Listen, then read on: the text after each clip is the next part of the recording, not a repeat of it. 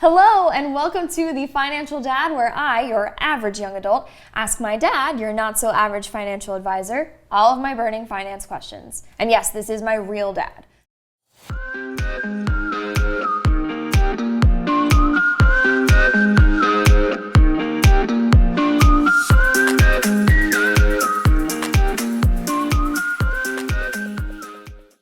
In this video, we'll be discussing the ins and outs of college financial aid. Whether it's grants and scholarships or federal loans, we're going to give you everything you need to know so you're ready when it's time to apply. So let's talk about what our options are for paying for college. We briefly talked, well, not briefly, we went into detail, a lot of detail on the different investment accounts that you can open to save for college. Yes. What are our other options here? Okay, so let's start with the parents. The parents, those vehicles are typically something that the parents do or grandparents that they do to save money. So they're savings or asset-based accounts. The second thing parents can do is they can channel a portion of their income when a child gets to college and send it off to the college. Yeah. So either As they have opposed to having it in a separate account. Or correct. Yes. So maybe they were spending that money before and they have to stop spending it, or maybe they were saving that money before. But now, instead of saving it, they're just going to effectively pool it and use it towards the college. So that's the first, the first thing that's available. The second thing is a child can work and earn income, and a child can save money also. So that is possible as well. Once you get past that, you get into financial aid, and financial aid falls into a series of major buckets.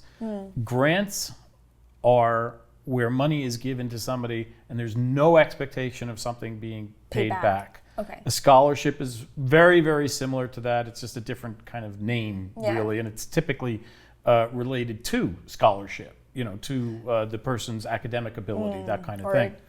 Merit-based, talent-based, Correct. Those sorts Correct. of things. Yes.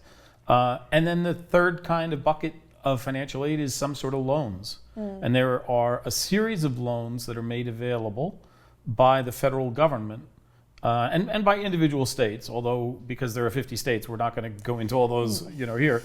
You don't want that. But there are a series of them that are made available as financial aid to students and to their families by the federal government you can pretty much get any child through any cost college given what's available. The question really becomes, does it make sense to have too much debt when someone comes out of college? Because you have to pay it back. Because it has to be paid back if it's not scholarships and after grants. The student graduates. That's correct. So those are the three major Those are the real areas. sources of how do we get through paying for college. All right, let's talk a little bit more about financial aid. Okay. We briefly touched on FAFSA in the last episode. Yes, we did. Would you mind going into a little more detail about that? How does it work? How do you know how much financial aid you can get, or how is it determined? So the FAFSA form is a government issued form, and parents typically fill it out every fall. And on it, they're going to put information about their income and assets and the child's income and assets. And from that, the government determines what's called the EFC, Expected Family Contribution. Okay. This is how much money the family is going to be expected to put towards college. Now, it doesn't mean that they have to, because there are ways for the family not to have to put that out, which basically is borrowing. But the FAFSA is used by the federal government for this purpose. It's used by colleges for them to make decisions on granting financial aid, like scholarships and work study, which we can talk about what that is.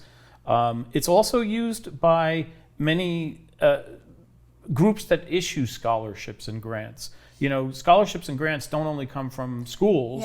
It can come from third parties. Like a Rotary Club. Like a Rotary Club, a perfect example from your own experience. But that club may want to use that same form as a means of determining the person's need for that. So the FAFSA form is used by a variety of parties, and it's a standardized way where all the same questions are asked in the same way, and the information can be compared as a result of that, from one child to another child to another child, from one family to another family to another family. And that's really what the FAFSA is. Is there a way that you end up finding out what you qualify for after you've applied, or does that information go straight to those other parties like the school, these clubs, and the federal government? The information comes back to you. Okay. And the school, once you have settled on a school, remember, this is done in the fall typically. So it's before you fall to the winter, or unless you've done an early decision kind of a thing. But the school may be months away from seeing the expected family contribution information. But once they see it, usually at around the same time that they're making you an offer to come to the school, they're going to make you a financial aid offer. At the same and time. that will be based largely on what the FAFSA form expected family contribution has come out to be. Okay. And they will craft what they think they can do to try to entice you to come. Got you.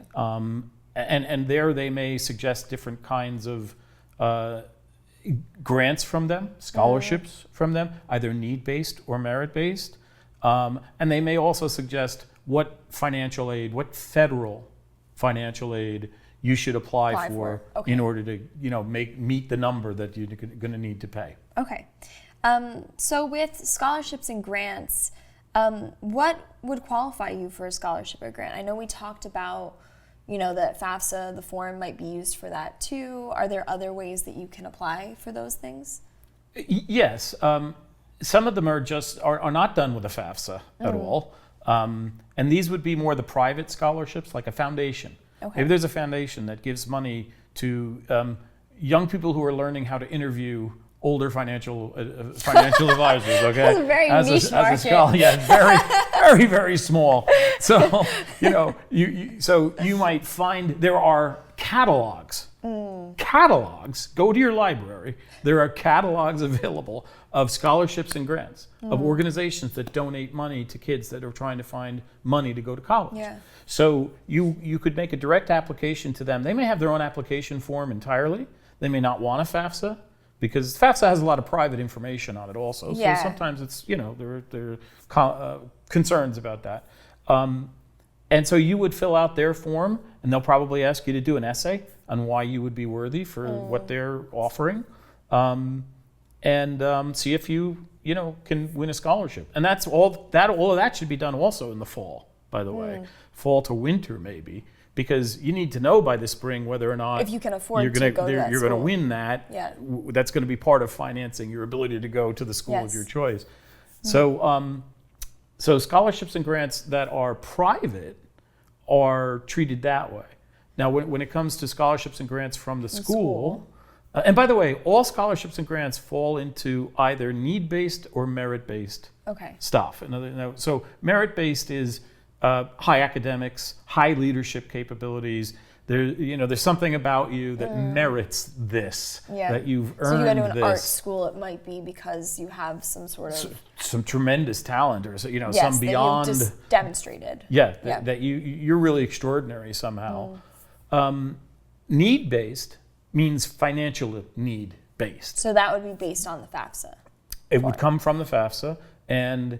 it's really something that says this person is from a family that can't afford this, and the family needs grants. The family needs grants, and they need it more than average other families. Gotcha. Because FAFSA, in a way, is a huge database where this is all kind of compared. Yeah. And the need-based stuff can be generated out of that. So you mean like a different percentile of financial need, basically? Yeah, I mean, they're able to score things in a way that says this is financial need based, probably statistically. Okay. It's done statistically, right? So scholarships and grants fall into those two categories. So when you get to the school side of it, the school's going to be looking at the same thing. Is there a merit-based scholarship here? Is there a need-based scholarship here that we can give? But that's coming out of the school's pocket in the sense that they're basically giving you a discount. That's exactly in a way. Exactly the words I was about to get. But that's definitely what it is. It's a Friday. You get a sale. We'll give you a little bit off of it. Exactly. So that's really all that it is, and it's interesting. The accounting of it is that also they show it as income, and then they show it as a discount from income. I don't know why they bother. Anyway. But it does help them keep track of how much they've given away in terms of grants and these things. So anyway, so that's how scholarships and grants are dealt with by the various parties. I'm wondering, forgive me, I'm sorry. There's one other kind of grant that I didn't talk about, which is a federal grant called a Pell grant. Oh, okay, P-E-L-L. Yes. It's named after a senator. All these things are named after some senator that came up with the idea, I guess. And a Pell grant is need-based. If you're a dependent on somebody, then you'll get less money. If you're not a dependent, if you're independent, you're living away from your parents, you don't get support from them, whatever, you'll qualify for more Pell grant. That's the only federal government grant that exists. So that basically means it's the only federal money that you'll get for college that you don't have to pay back. That's correct. Okay. So I'm wondering, with a scholarship or grant, is that something that you can receive each year? Is it a one-time thing? Do you have to reapply? How does that work? You absolutely have to reapply. Some of them are only for 1 year. In particular, privately issued things, like those tend to be a one-time kind of thing. So by the second year, you got to kind of figure it out. By the way, we haven't talked much about work study. I was going to bring that up next. Okay, sorry. Just to put that in there, work study typically means, you might serve in the library helping put books back on the stacks or something like that. A job earning a regular amount of pay, but your pay is really just going back to the school as part of your scholarship financial aid package. So you don't get paid. You're helping work off. You're working. That's exactly right. Tuition in a way. That is correct. And normally, I know you have I did a work study, so I am experienced in this actually. But I know there's normally a maximum amount of money you can make in a semester. So it's technically they're giving you this work study grant, but you can only work up to that amount of income to put towards your tuition. There you go. Yeah. Excellent.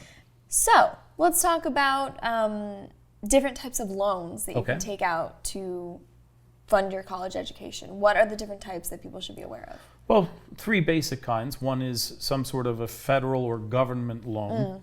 Some states give loans also, but something from governmental entities. The second would be just private borrowing from a bank, like any other loan that your parents might take out for some purpose, or that you might take out for some purpose. And the final type is a home equity loan.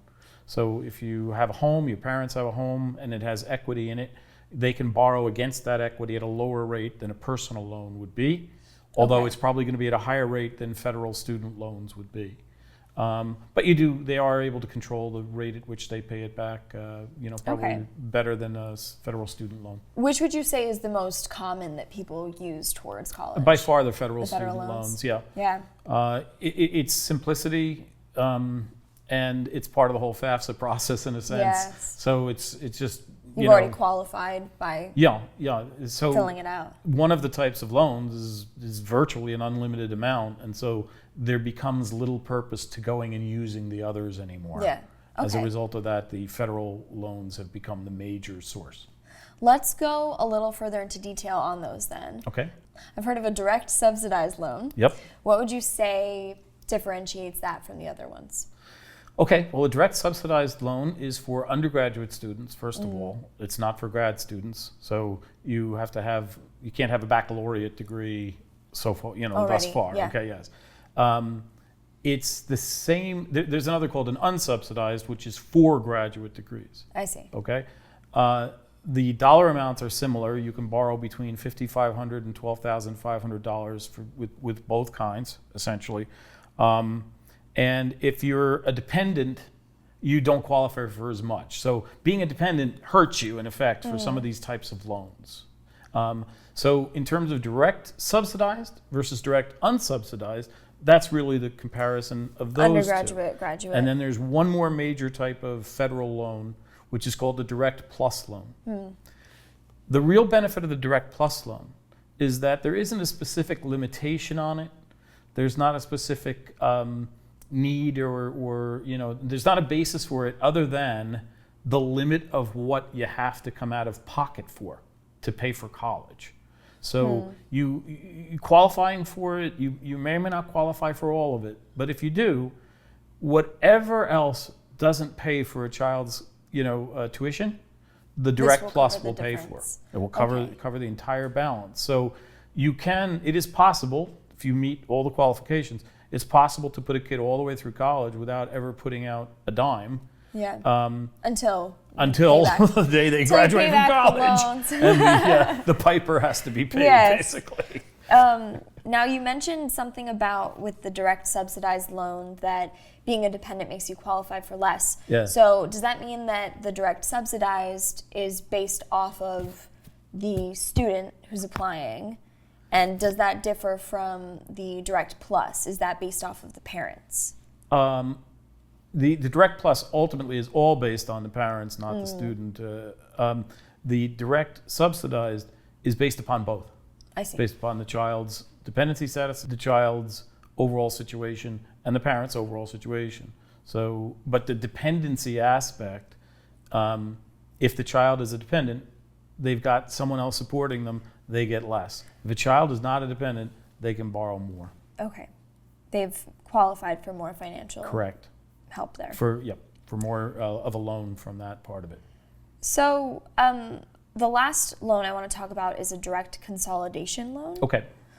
What is that? Well, after you've taken out these loans, you may have both a series of subsidized loans because you took one for each year of college, okay? And you may also have a series of Direct Plus loans because you took one for each year. So you could have up to 8 loans for one undergraduate, okay? Yeah. So a consolidation loan means you can take all of those loans and turn it into just one loan. Okay. And now you're making one payment to one loan as I you see. start So the it kind process of of paying it back. Simplifies the payment process because you only owe one amount to one Yeah, that's thing. correct. That's correct. But it's not going to change the amount you owe or anything like that. It does not change the amount that you owe. Okay. It just simplifies getting it all paid back. Okay. Who is responsible for paying back student loans? Is it the child, the parents? Well, in the case of the subsidized, it's the child's responsibility legally. In the case of the plus loans, it's the parents. If the Direct Plus loans, if a child signs for those because there are no parents involved, then the child is responsible for Direct Plus also. I see. It's usually the parents, though, that sign for that. So. Unless the child is independent. Correct. Is not a dependent. Correct. Okay. How can you expect interest to affect paying back student loans? Okay. Like any loan, the higher the interest rate is, the more you have to pay back the loan over time. Yeah. So if interest rates on student loans go higher, then it makes it harder to pay them back because you can only pay so much as a dollar back, and more of it's going to interest rather than the actual principal. So it's going to simply take longer to pay back if you have the same dollar to use to pay them back if interest rates are higher. So that's the main impact of it. What controls interest rates for this? Besides, obviously, goes up with time, right? Well, yeah, interest rates in the markets, like any other loan-based thing, unless it's a fixed rate. If it's a fixed rate, then it's 7%, and that's that. Golden. Yeah. Well, it's painful to pay it back whether it's fixed or not, but you don't have to worry about rates rising and And we talked about how to apply for these loans in the last video and this video as well. You fill out a FAFSA form, which I believe you can find online if you just look up FAFSA. Yes. So it's great. It's very accessible. That was really helpful. Feeling like I have a much better idea of how this actually works. Okay, good. And I hope that this has helped you too, and you have a clear idea of what your options are. Thanks so much for watching this video. If you have any questions for us, feel free to reach us at our website, and make sure to click on to the next.